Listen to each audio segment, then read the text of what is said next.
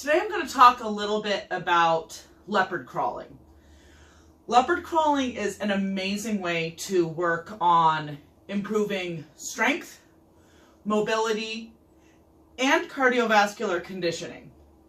It also trains the squat pattern really well, but with lower risk factors for some people who either may not be comfortable doing many weighted squats or who do, but who want to supplement that with an accessory movement that's going to have a little bit less wear and tear on the joints.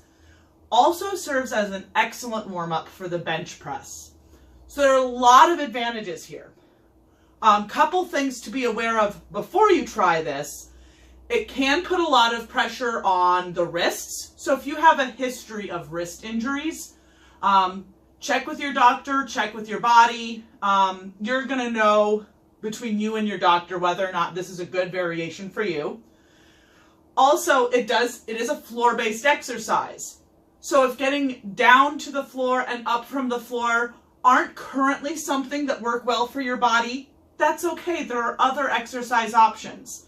So this is a great movement for some people, not for others. You and your body and your doctor will know where you fit with this. This is another one that I like to demonstrate with my friendly lacrosse ball.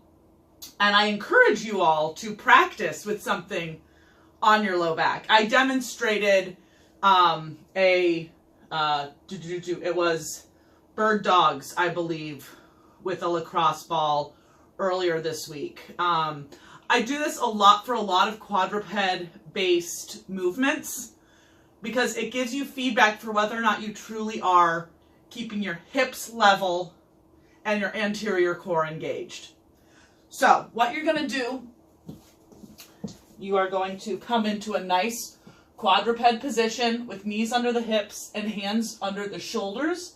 If you're placing something in your lumbar spine, go ahead and do that here.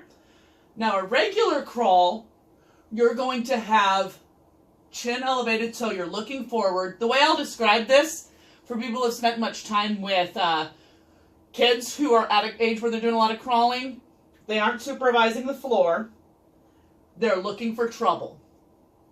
So our bodies are designed to be in a bit of cervical spine extension in this position.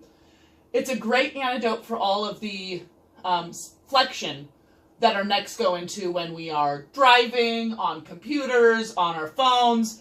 So this is a great way of balancing that out.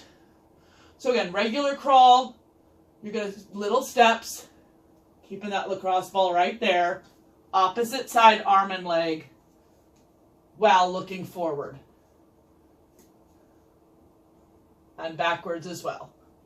Backwards, a lot of people will have a tendency to let the feet take bigger steps than the hands.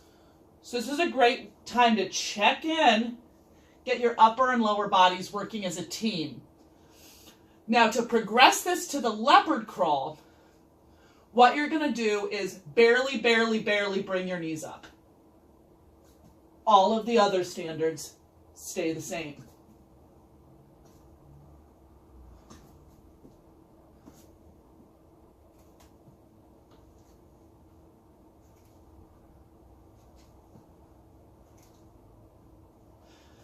So that's the forward and backward crawl. You can also do side to side. I'll demonstrate that in a video on another day, but I wanted to get you all started.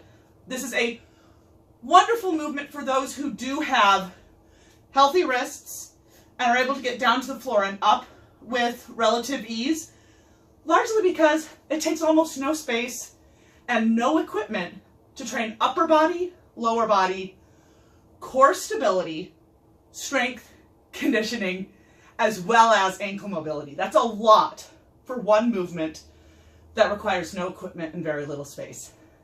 Thank you so much.